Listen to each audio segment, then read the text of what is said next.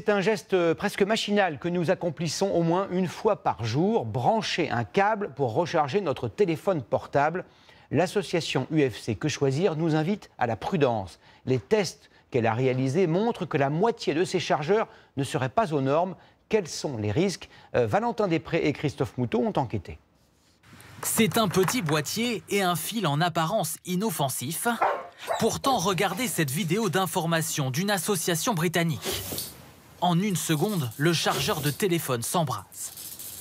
Sur Internet, les témoignages se multiplient, photos à l'appui.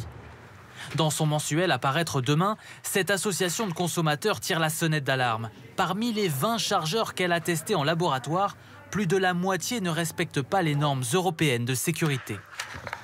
Ceux-là sont carrément dangereux, c'est-à-dire que là, ils sont fabriqués vraiment à la va-vite, n'importe comment, les composants sont assemblés trop près, ou alors le port USB là, peut être ce qu'on appelle vivant, c'est-à-dire que le jus passe par là, donc il suffit que le chargeur reste branché au secteur, et là, on a de l'électricité qui passe, donc c'est quand même assez dangereux. Des modèles pour la plupart bas de gamme, importés de Chine sans aucun contrôle et vendus à très bas prix sur Internet. En rayon, certains clients sont particulièrement méfiants. Quand il faut changer, j'achète la marque de mon téléphone.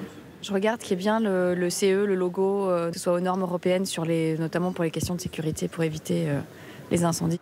Il faut aussi, selon ce représentant des pompiers, éviter de charger son téléphone toute la nuit, notamment dans la chambre à coucher.